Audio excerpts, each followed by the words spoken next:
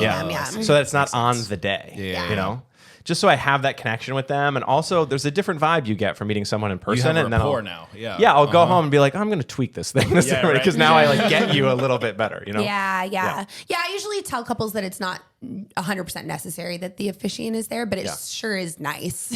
And it helps you, right? Let's talk about working with professional officiants. For sure. I would love to hear from you. Like, what's the difference in your experience when it's not a professional versus when you are working with when it's not Nico and when it's not Nico. Well, there's professionals, amateurs, and Nico. Okay, there we go. Whole nother level, baby.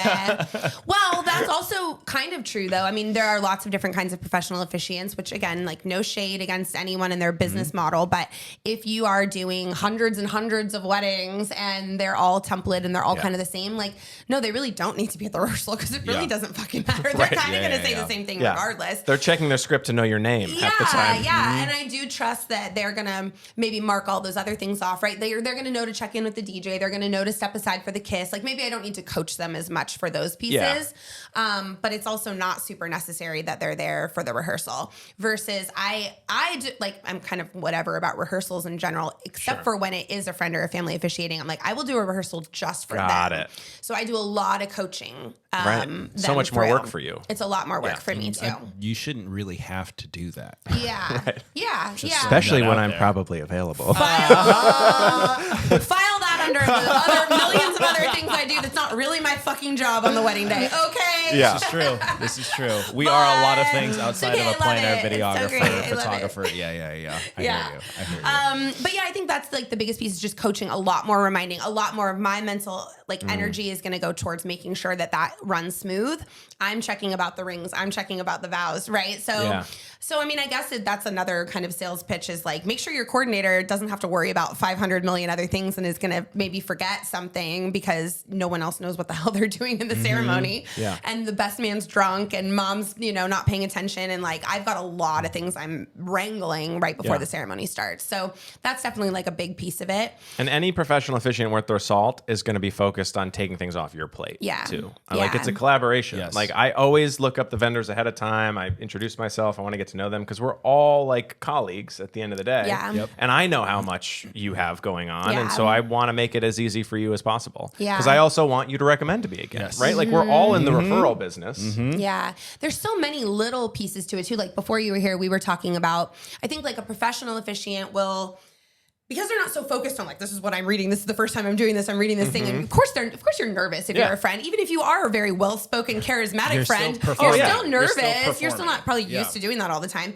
But a professional officiant who knows how to speak is going to be a little bit more aware of like placement of the couple, right? Like, can I center them a little bit more? Hey, she's still holding her bouquet.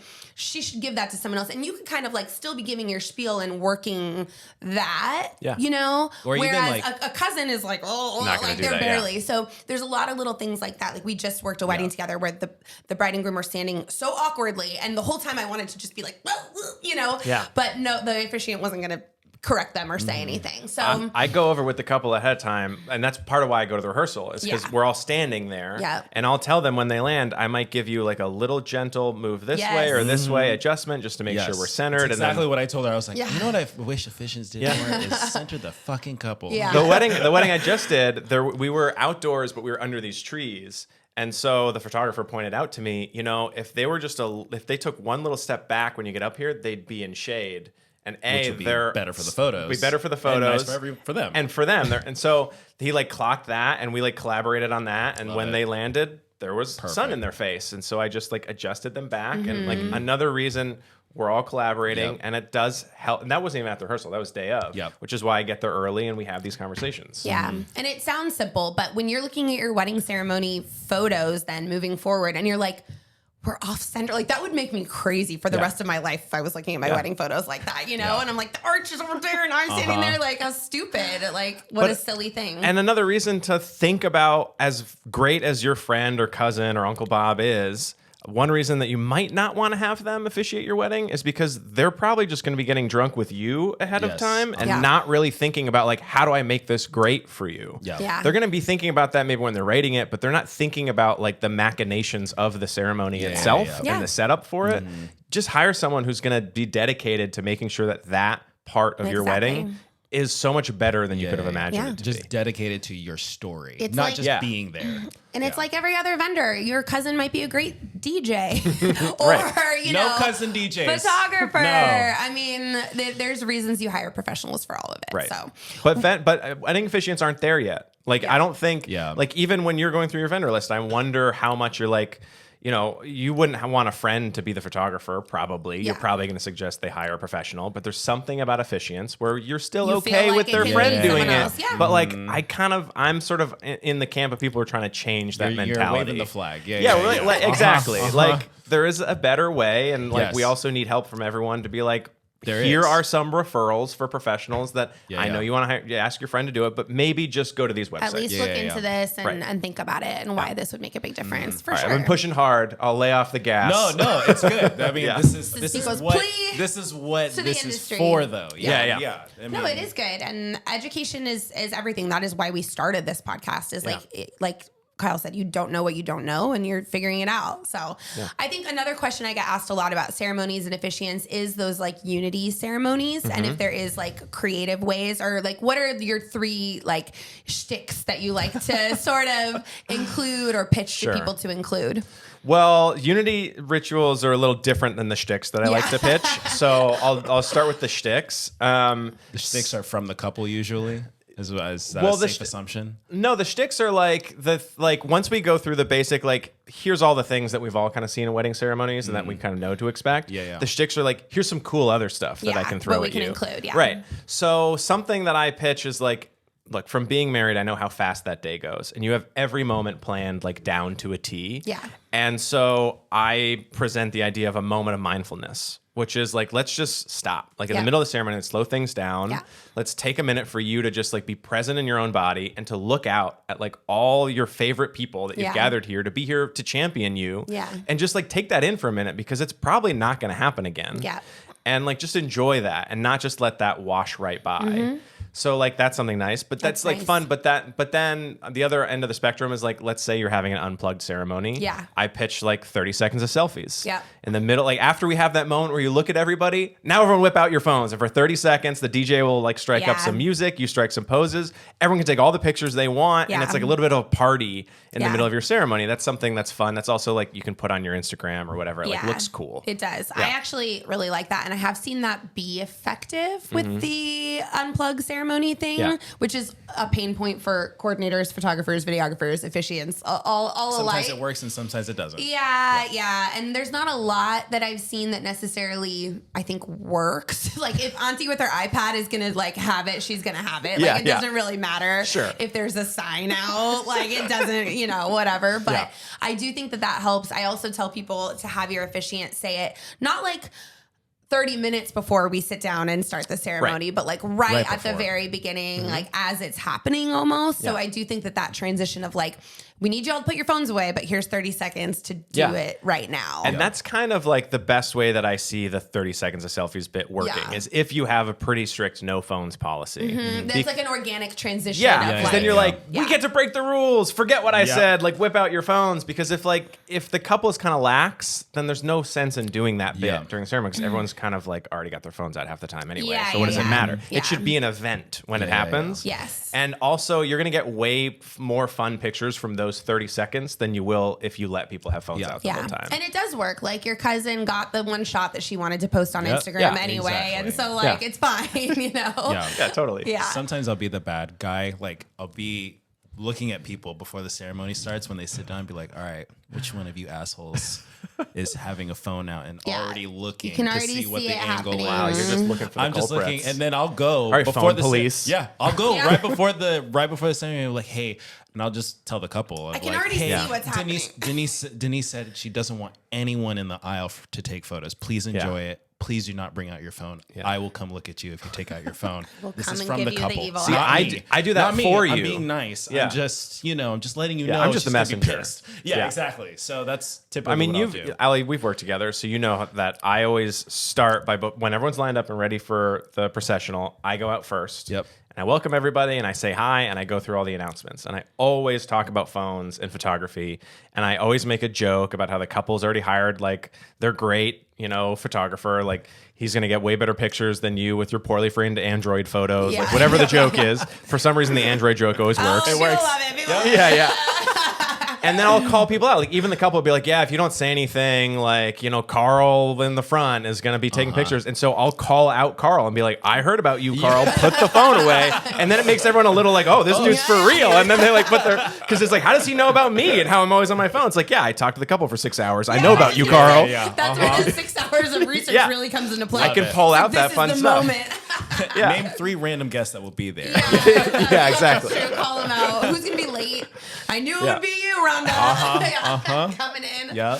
That's so funny. Yeah. It's a good shtick. Okay, so what about the unity ceremony? So unity, my rule for ceremonies is I always say, do whatever is going to feel special to you. The point of doing a unity ceremony is about like the blending of your lives, of you coming together, of joining in some way. Like how do we visualize that during the ceremony in a way that's going to feel memorable and relevant to you as a couple?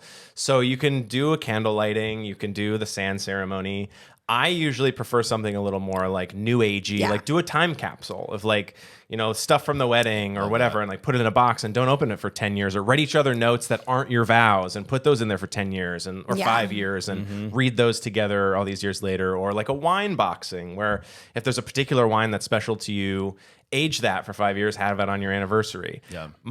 The suggestion I make is like have something where you leave your wedding with a souvenir. Like that's why candle lighting is like, well, I don't know, you're gonna go home with a candle, sure, if you want, but like that's why some people, some people roll their eyes at a sand ceremony, and I'm like, yeah, but like you get to take it home, and it's a thing you did at your wedding day that like can be on your shelf, and you can talk to people about, and it becomes a centerpiece. Like that's cool. Like do something that you can take home with you. Yeah. That like becomes a memento that you get to see every day. That's kind of the point of a unity ritual. And there's things that it's like to each their own. And I do have a lot of like clients who are in film, and I've been trying to crack like what's a unity ritual that I can do for like film people. And I haven't quite figured it out yet, but maybe you can help me with this, Kyle. I don't know. I was like, you could. What you are could some probably weird do ones like, that you've seen? Well, I like the vintage stuff. So like Polaroids. I feel like if you took I know another photographer that just got married, and they took film photos, but then they put it in a like time capsule box basically, and just for their wedding day. Oh, like they didn't even see the Polaroids. Yeah, see, that's cool. They just took the photos and just threw it in the box. Oh, that's so cool. you could combine the 30 seconds of selfies with the Polaroid and then make that the time capsule. That would be that's sick. a dope idea. I might steal that. Oh, there you go. Yeah. I've seen some weird ones that necessarily weren't that good. There was Let's talk about the train wreck. Unity smoothie. They literally had a Vitamix. Are they like health freaks? Oh, A Vitamix. Oh, That's they've had so the weird. tattoos. I've seen the tattoo ones done before. In the ceremony. In the Actually ceremony. I mean, that getting is a dope. Stopped the tattoo. ceremony and they did like the. The ceremony's like 2 hours long. It was just They the got first a full letter. sleeve. Yeah, obviously. Oh God. Yeah, that's a fun one. I did see like a tree, which kind of like you said as Like a tree taking it planting. home, like a tree planting, which is kind of cool. Shots of tequila. Yeah, alcohol is big, alcohol's a good one. But it's like it's the same idea as a sand ceremony. It's like you can mix your own beer, like mix your own cocktails, and drink that. They did one. A double bong toke. There was one where it was like. I've seen it. I'm sure you have. There was one where it was like it was a light and a dark. She liked the really light beers and he liked the dark ones, so they mixed the beers. And I was like, I don't know how that's That's actually not gonna tastes, taste good. but it looks cool. Yeah. I mean, it's all. I They're think up there like, I love you. Yeah, exactly. We do not taste well together. This did not blend. This did not blend well. Yeah, I don't know, and I don't think you necessarily have to have something like that too, No, right? you It's don't. like if it feels forced or it doesn't feel genuine to you, then don't do 100%. it. Just like any other tradition of the day. It's gonna. I strongly recommend you don't do it unless it's something that you like are really excited about. Yeah, because it's not necessary. It feels genuine. Yeah, totally. But I also like it because it's like I want the ceremony to be an event and have like different aspects to it. Because otherwise, it's just me want it talking different. for like 15, 20 minutes, and like Yeah. I'll be as entertaining as I can be, but it's yeah. fun for you to also like do something during your ceremony and be involved and not just be talked at the whole time. You know. Well, and the length of the ceremony is something that comes up a lot. Where I'll ask people, as we're designing timeline, like, how long do you think your ceremony is going to be? And they'll usually say like 30 minutes, and I'm like. I'll bet it's not going to be that long. Like you think that it is, maybe because of whatever's in your brain. Religious weddings weddings or something. But like it's actually very hard to fill up 30 minutes if you are not doing a lot of religious hoopla or songs and prayers and readings and unity ceremonies and things. It's a long time for someone to just talk. It can be, yeah. It can be. Yeah. So but I've also seen them go way too short, like literally 5 minutes. And I'm like, I the hate poor those. photo video. Those are hard. No, those are and hard. let's give the people what they came for. Yeah, exactly. They came to see you all get married and have something special. So do you think there's like if it's not an elopement, you invited all these people to be here, give them a ceremony. Give them the ceremony. Do you think there's like a sweet spot with length or? I mean, I think like 20, 25 minutes is probably the sweet spot. Yeah. I usually say a lot. 30 minutes because like if we're ahead of schedule, woo-wee, that's awesome. Yeah. And like usually everything's running late, so you might as well like buffer. Yeah. I will say that if the couple has known each other for a very long time, like this weekend I have a couple who've known each other since middle school or like known each other since college. Like it depends on their story. I'm gonna tell a lot of story. If there's a lot of story, I'm gonna talk for 15 minutes. You know, like it's happened before. Yeah. I don't like it being that long because it's also like now I've really got to be entertaining and give these people.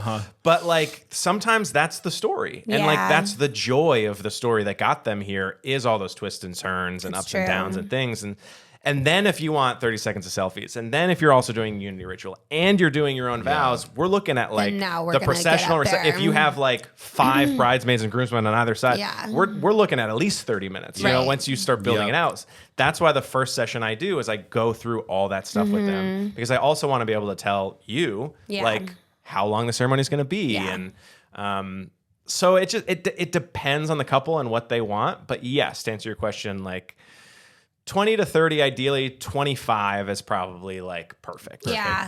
I would agree. That's kind of an interesting thought though of how long they've known each other because I would guess too, not only is there more story between them, but maybe there's more familiarness and story between all of the guests that are there, right? Like if you met this person online a year and a half ago, like there's probably a lot of family. Not much to talk about. Kind of. Or maybe like, the first time that they're seeing the like other person, the significant uncle, other. Like I mean, I've seen a lot of weddings where the parents are all meeting for the first time and stuff. So I don't know, or maybe that's counterintuitive. Maybe you should talk longer for the couples who like their families have probably never met. I'm not sure. I think those couples are just happy to have me tell their story because most people don't know it. Yeah. You know, and even like the people in the audience who do know the story have never heard it from beginning to end told the way I'm going to tell it. Telling like a motherfucking like a romantic comedy. Yeah, exactly.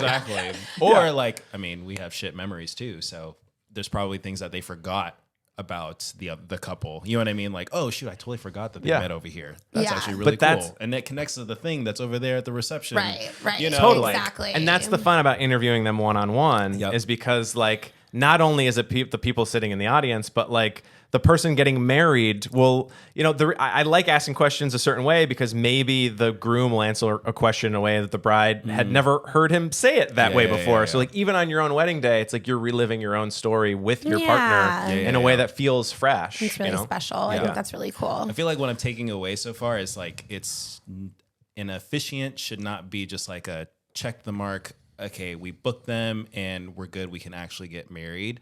I think it's connecting the story of like the benefit of the couple of being able to remember being up on the ceremony because I don't really remember too much from my ceremony, but you weren't there. And then 2 is also the guest experience, which we talk about a lot is if you want the guests to have a good time, like you need to learn how to also divvy up your budget to be able to invest in areas where the guests can have a good time.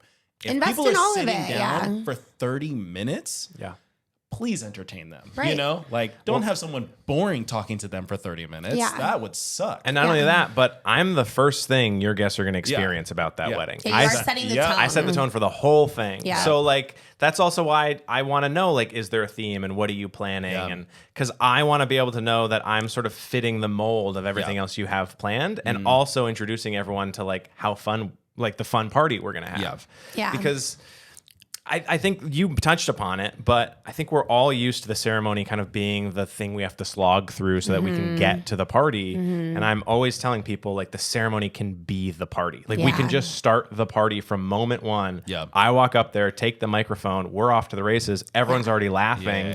And like we have a celebration of love, which is the whole point. It should be joyful and lovely. I love that. I was thinking for guests too, like cocktail hour they have more things to discuss if they have more knowledge about the couple. That's true. So like, you know, you're sipping on your drink and some rando walks over. You actually, now you have a connection of things that you can talk about because you have a good backstory. Yeah, you're going to start the whole day on like a high note for sure. Versus like, oh man, that ceremony was nice, huh? How about that candle lighting? Same as every other thing I've ever seen. Yeah. Okay, so as the writer of the group, do you know I was also a journalism major, Nico? I didn't know that. Oh, fun facts. Oh. I have anything else to say about it. Let's spend 20 minutes talking about your college career. I was trying to impress him.